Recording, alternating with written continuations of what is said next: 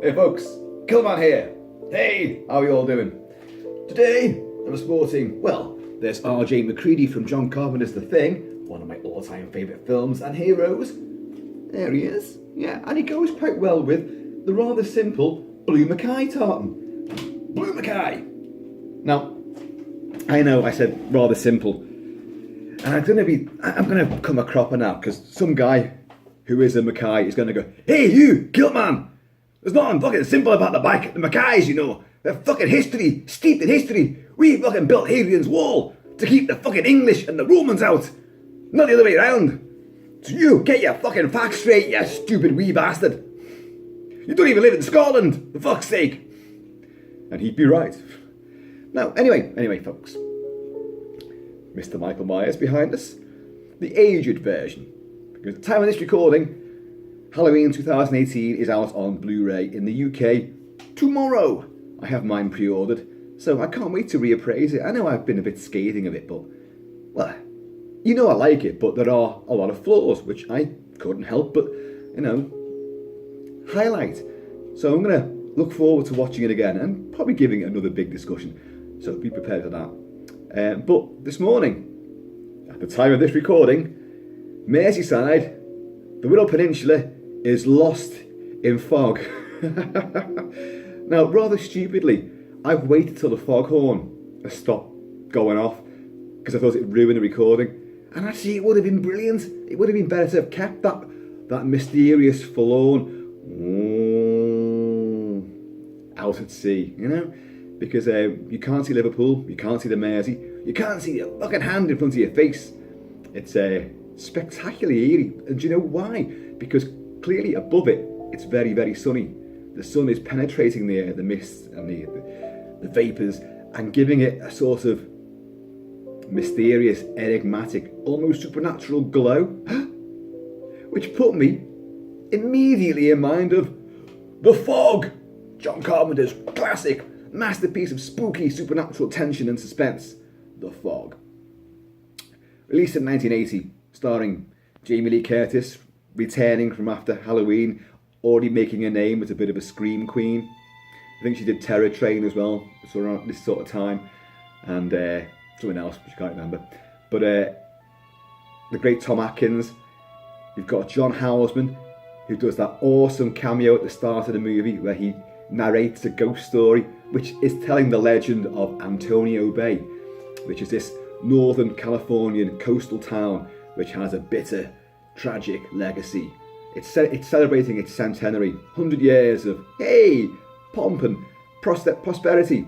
But of course it's built on the backs of an old colony of lepers who were lured to their deaths by a fake campfire light, which they thought was the lighthouse. No, they were lured to their deaths on the rocks. Ship crashed and floundered. And now, 100 years later, the fog is rolling in because the fog aided their demise that night. And there's, 6 conspirators in the town who knew what was happening, and they were going to rob Captain Blake, the leprous Captain Blake, of his gold. All he wanted to do was set up his own little community where they wouldn't bother anybody else and nobody would bother them. But no, tensions ran high and we don't want lepers just up the road from us. So they murdered him basically and nicked their gold, and the town was built off the back of this gold. So Hal Holbrook, the priest, Father Malone, bit of an alcoholic, kindred spirit there I think, he uncovers the old diary of his predecessor, so he knows on the eve of this centenary, he reads and learns that the whole town is built on a travesty. Their celebrations are, a shameful sort of recollection of what really happened and took place.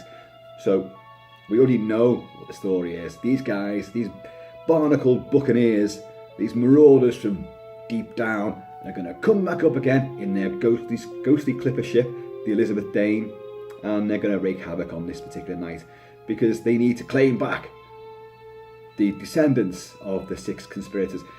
And what follows is a tremendously exciting movie. Ghostly, weird. It's a ghost story, but it's got zombies in it because these are zombified leper sailors that come back, and they're quite physical and corporeal because they stab people to bits, They carry all these horrendous items of what you would have on board what a ship in the 18th century, hooks and spikes and all sorts of vicious, sharp, metallic things which they used to slice into people, and not good. But of course the film is magnificently famous for Adrienne Barbeau, who was then Mrs. John Carpenter. Adrienne Barbeau. Words fail me. My tongue gets stuck in my mouth. See, I can't even say mouth because she's such a breathtaking beauty. And I got my childhood. The crush I had on her was just unreal. But she plays Stevie Wayne, who is a lighthouse keeper, radio DJ in the wonderful KAB Antonio Bay. And speaking of which, fabulous KAB, was it 1340 Antonio Bay? Yes, I've got Stevie Wayne's mug. Her lips a bit round this. And she acts as a sort of sentinel. She sees the fog coming in the night before, notices something strange about it. Her son finds a piece of driftwood on the beach, which first it was just gold coin, and then it turned into this, when the waves come over again, it transforms into a piece of driftwood, and it's got the Elizabeth Dane stamped on it. And she takes it to the radio station, and in one of the film's most effectively creepy moments, she's playing tapes of all the jingles, fabulous KAB, do, top of the world, KAB, playing all this. But she's left this bit of driftwood on the table, and suddenly water begins to seep out of it, and the voice that she's listening to on these recordings changes. A millstone round my neck, an albatross, and she turns around and the whole thing goes into flames because supernatural things are taking place. She's basically summoned, the crew of the Elizabeth Dane back to Antonio Bay to enact their revenge. Now, this is a deeply flawed movie. We love it. It's an absolute classic. But as Carpenter will tell you, the first cut of the film was an absolute disaster. He went to Tahiti with Adrienne. Can you imagine being on the beach with Adrienne Barbeau? Oh my God. And took a bit of time out. They made the film in record time. Thought, great, yeah, I've scored it. I'll go back and edit it. Help, Tommy Lee Wallace, his, collaborator, and I'll edit the film. And what they got was a film which was a mess. It was clunky, clumsy, it didn't work. The music was heavy-handed and it had no subtlety, no frisson. Plus, the film was without frights. So they had a month to get this right. As Carpenter will say, it was the lowest point in his career, well, up until that point. I would say that the critical reaction to The Thing probably took him a lot further down into the abyss. But this was certainly a bad time for him. How am I going to salvage this movie? It doesn't work. But they worked throughout a month, pretty much 24 hours a day, to recraft it, reshoot it, rescore it, rewrite it as well. And they came up with a film which is an infinitely better version, of course. But it still bears the hallmarks of a flawed script. Now, I'm not here to rip this film apart. I'm here to celebrate it because I love it. I love it. And it's because Carpenter is a master of atmospherics, of mood, that it gets past some rather weak characters. You don't need Jamie Lee Curtis in there at all. You just don't. She's superfluous to the bloody story altogether. There's only one way of looking at this hitchhiking girl who arrives. Tom Atkins picks her up, ends up goosing her that night, because you do, don't you? And then things begin to become unhinged and unglued around Antonio Bay. And she says, well, maybe it's me. Ever since I arrived here, things have been going crazy. He goes, maybe just bad luck follows me around. And there's a school of thought saying that maybe she's given the wrong name as to whose character is, and she's really Laurie Strode, having bugged out of Haddonfield after the events of Halloween. You know all about that, wouldn't you? And it's hitchhiked across America, but bad luck seems to follow it. And that's quite a nice little idea. But other than that, her character serves no purpose at all. Far better is Adrienne Barbeau as this guardian of Antonio Bay. She sees the fog coming in, she warns the town, and she delivers the film's famous final moment of warning, to all the sailors out there, look across the ocean, look across the sea. if you can see the fog, don't go near it. Which is a homage to Christian Nyby and Howard Hawks' classic The Thing from Another World, 1951 creature feature, which of course Carpenter sort of remade with The Thing.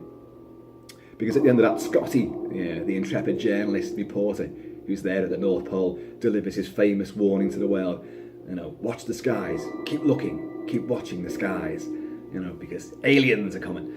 And the film, The Fog, benefits from great effects work from the young Rob Bottin. Rob Bottin, who of course did the werewolves for The Howling and the Transformations, having been trained by the great Rick Baker.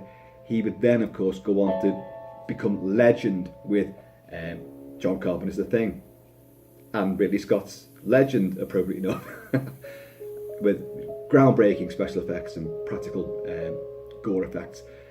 And he plays Blake in this, the leprous. You barely ever see Blake. You don't really see the faces of these zombified buccaneers, but what you do see is worm-ridden and horrendous, and they have these glowing demonic eyes, but they have a real sense of presence. Carpenter cites M.R. James and H.P. Lovecraft and Edgar Allan Poe as his inspiration. The film even opens with a quotation from Edgar Allan Poe, which reads, "It's all that we see or seem, but a dream within a dream."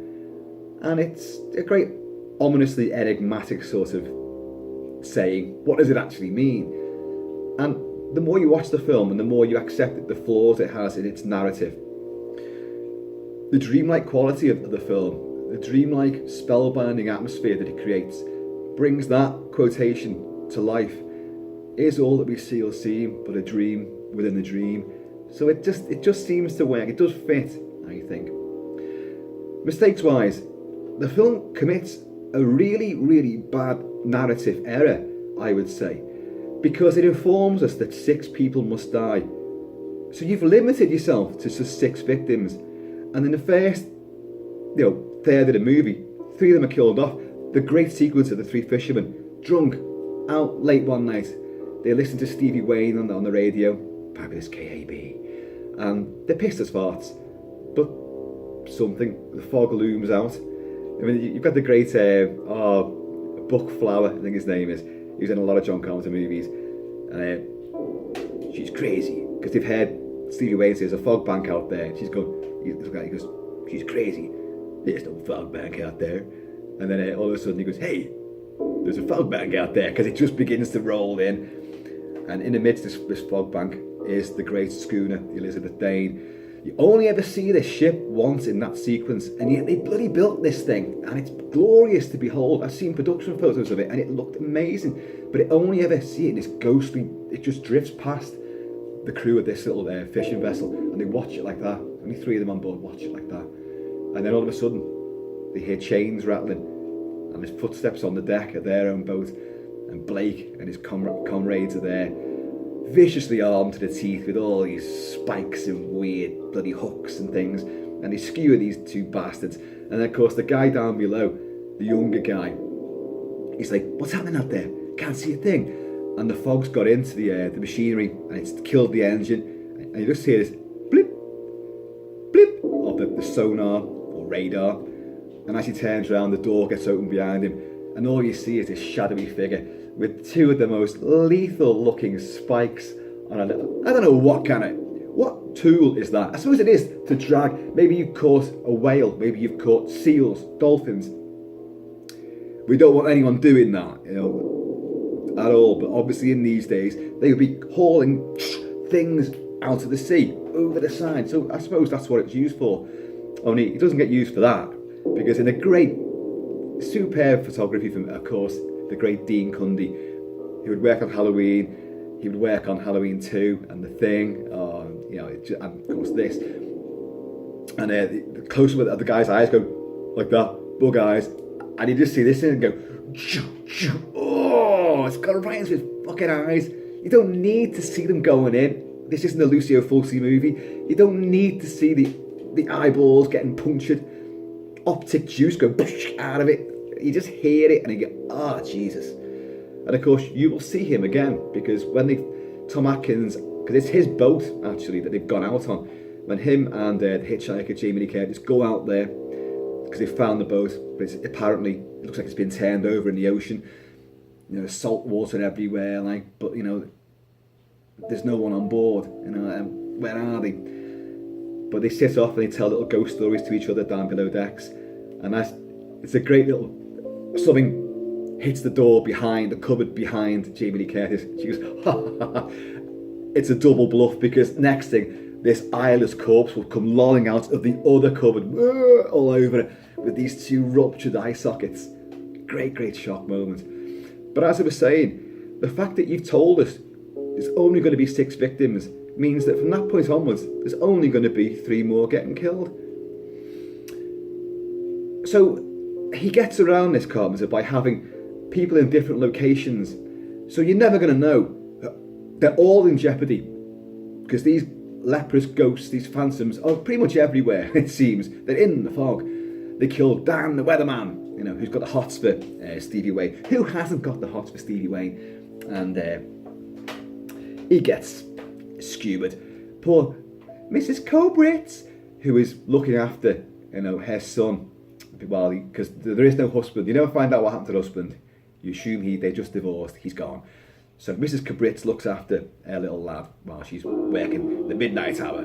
Fabulous KAB. And she has to warn, you know, get him out of the house. Anyone who can, because she can't leave the lighthouse. Fabulous location that is. Port Reyes, not far from Bodega Bay, where Hitchcock filmed The Birds. This is 40 miles north of San Francisco.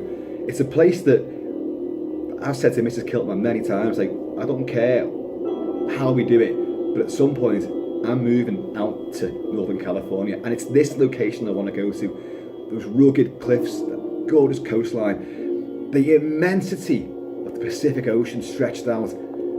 There's so many great shots of just this glassy, nighttime, full moonlit ocean, like glass, but there is a kind of movement to it.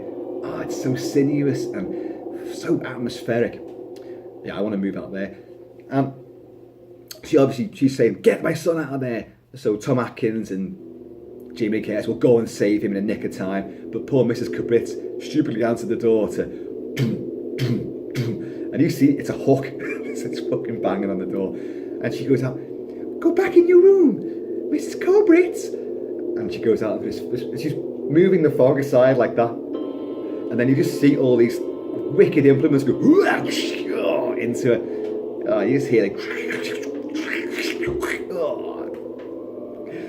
but they get the lad out of there, and the ragtag bunch of survivors manage to get to Father Malone's chapel house, and the ghost leprous hands come through the stained glass windows. And it's a great. You've got Nancy Loomis from Halloween is in there as well, and the great Jamie Lee Curtis's mother in real life, Janet Leigh, who of course was Marion Crane, who was killed in the first third of Psycho. She's the shower victim, Marion Crane.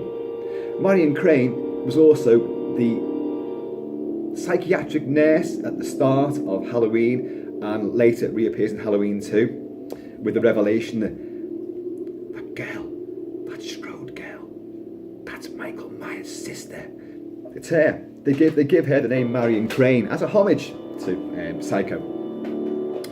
But you've got Janet Leigh in there, and her husband's been killed on that little fishing boat, and she's great. She's some sort of tourism sort of operator, trying to enhance and boost up this centenary celebration, this anniversary.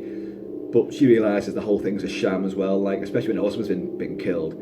But Nancy Loomis plays her assistant, a very sarky, acerbic bitch that she is too, but she's lovely at the same time. So these will all arrive back at the church. At the same time as they're being attacked, the ghosts are laying siege to the church. The ghosts are also laying siege to fabulous KAB Lighthouse. And Stevie Wayne has got onto the roof, swirling in fog. She gets a hook in her shoulder. She starts sliding down this roof just as another one's coming up there. And she's battling them off like that. But just at that moment, Father Malone gets the gold, because the gold has been made into a big crucifix. And that's where all of Blake's wealth lay. It's been transformed into this great big crucifix. And he goes out there and confronts Blake And Blake grabs hold of it in a great moment, and that's Rob Bottin. He's glowing red eyes, energy. Sort of very sort of Quatermass type thing, a very Nigel Neal sort of approach I get from that. You don't really know what's happening, but next thing, they disappear. All the fog begins to recede away from Antonio Blake, rolls out across the ocean. Stevie Wayne wakes up, she's survived. They've gone, bad shoulder. Goes back down, issues that warning. And of course, then you get that twist ending because 6 people haven't died. Hal Holbrook, the great Hal Holbrook from Creepshow and Magnum Force as well. Everyone's left, and he goes back into the chapel, and all the pews are there, and he goes, Blake, why not 6, Blake? Why not 6? Why not me? Because he is the 6th conspirator. And he even tells Blake that it's me you want, I'm the 6th conspirator. But this energy thing with the crucifix drives Blake away. But not for long. Because you get this rather clumsily tacked on shock ending. Because they come back again, and of course the mist comes under the door. You hear the sort of clanking of the chains of these guys. And Hal Holbrook, Father Malone, turns around just as Blake, with his big cutlass, goes whoosh, and presumably takes his head off. You don't quite see it, but it's a really good effect, really greatly edited moment, good shock effect. But it's also stupid. Why didn't you just fucking do it before? You're not going to go back on your ship and go across time and limbo and then come back again during the day. That doesn't make any sense, that, does it? But as horror films go, it's a great little shock ending. And it works in the context of, hey, this is like to make you jump out of your seat at the last minute, spill your popcorn everywhere. But listen to the music. Oh, do you know what? I didn't set out to review the film today at all. But you know what I'm like. The gob just goes and goes and goes. I just wanted to play the main theme, the haunting main theme to the fog. Now, this has been released many times. There's the newest version. Oh, there's the newest version of the fog, actually, from a 4K restoration. There's a previous version of the soundtrack. Hey, look, there's the original novelisation by Dennis Etchison, and it's great as well. It's great. It's good little page turner. Now, John Carpenter did this score himself. Synthesised, of course, as you'd expect. Very simplistic, but I've forgotten the name of the guy that he worked with, who collaborated with him at that time, but he worked on his earlier movies, Assault on Precinct 13 as well, and Halloween. I've forgotten his name. But of course, from Escape from New York onwards, Alan Howarth would be his collaborator and would work extensively alongside John Carpenter for a lot of movies. And in later years, it's Alan Howarth who's gone back to these movies, including films that he didn't work on, like Halloween, the first Halloween, and The Fog. And he's remixed the soundtracks. Not everyone is a fan of what he's done. However, I am. He's even done a version of The Thing, which The Thing was Ennio Morricone, with a few little John Carpenter stingers in there as well. I have done a video on that and discussed that before. And I love that version too. I am not a detractor of Alan Howarth. I like what he brings to these soundtracks. Of course, I would love the older versions, the original versions, which, you're not able to get them these days. I've got the original vinyls, but I've got nothing to play them on. So, anyway. But the main theme to The Fog. Let's play it. Let's play it. I'll turn it up a bit now. See, this is why I was going to... The whole video was going to be about this theme, because I woke up this morning and there was this sort of glowing, luminous fog everywhere. The mist went through my mind as well. I thought, fucking hell. And there's actually a great big spider on the wall over there. Jesus Christ, it is the mist. Listen to this. This is like an extended version. And Howarth has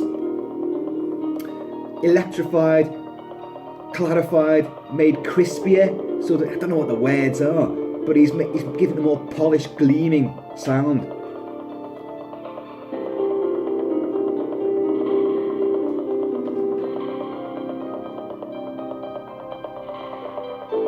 I mean, it's clearly derived out of the whole Halloween, fast tempo, metronomic, sort of simplistic, minimal beat and rhythm. But the chime that's in there, hear that? There. I love that. That kind of, that's new as well. That didn't used to have that echo effect on it originally. He's enhanced that echo. What that reminds me of, you know, when you pick up a shell from the sea, from the beach, and you put it to your ear, and you go, and you can hear the sea. Well, you can't, can you? All you hear is your own blood coursing around your ear, cochlea, whatever those bits are. But that sounds like that. That reminds me. That's very evocative of picking up, like some great big barnacled shell, off the beach, and hearing that weird sensational noise.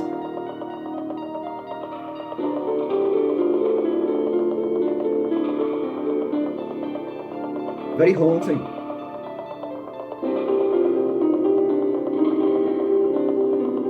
Carpenter always manages to mix like that high chiming noise with the deeper bass notes. That glistens.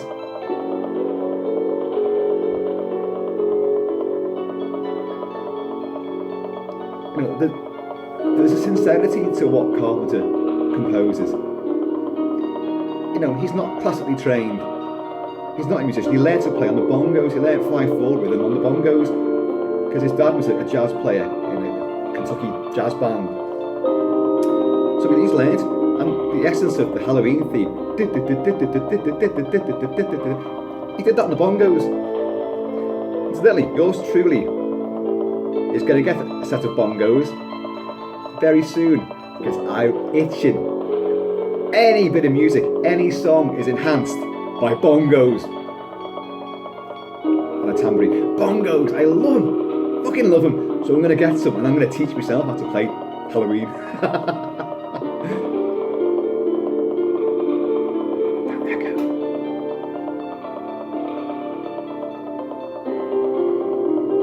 It would have been great if that fog horn was still going. But that was an oversight on my part. And can't have that interrupting the recording. I'm looking out now and it's brightened up a hell of a lot. Fog is still there though. See, I love living by the coast. We've got lighthouses around here. We've got rugged coastlines. It's gorgeous. This Northern Californian Port Reyes, such a beautiful part of the world. It has stretching meadowlands and plains, and they go out to these almost white cliffs overlooking, these rocky, gorgeous, windswept beaches. Obviously, you've got the fabulous white sands, San Diego and Frisco and all that way, way down. But this is this is almost like an English, British coastal region, but it's got the sun.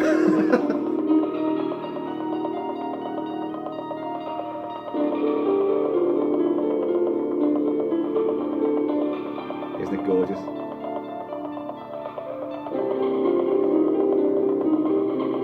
They've got the low chord of menace in there as well.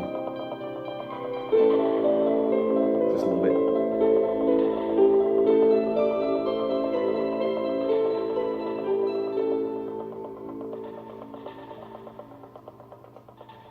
It's that rolling.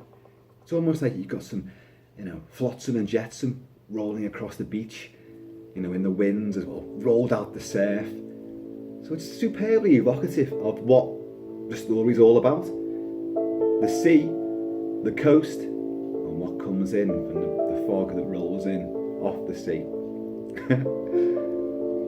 So folks, let me tea go cold again. Damn it! Think of Adrian Barbeau, Stevie Wayne. Yeah, okay, we're there. Fabulous KAB, top of the world. That's just a great setting, isn't it? They remade The Fog, didn't they? They remade a lot of Carpenter stuff, and Christ almighty, this is easily the worst of any of the remakes or reimaginings of a Carpenter production. It is a fucking shit show of a movie. Don't watch it, don't bother. Updated effects, wow, look shit, pure CG. Story is a load of old wank. You know, how dare they? Don't touch Carpenter's movies. Don't touch them. No. Not even Ghosts of Mars. Or Escape from LA. No. Right, folks. I've got another review coming later today.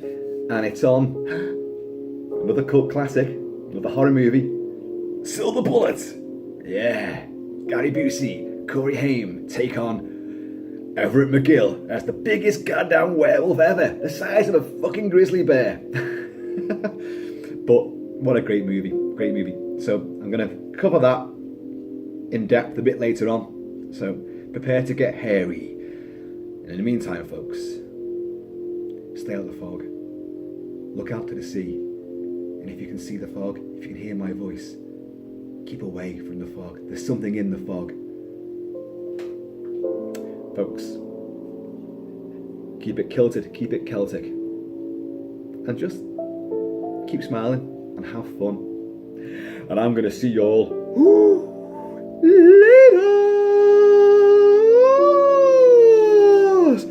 Why not 6, Blake? Why not me?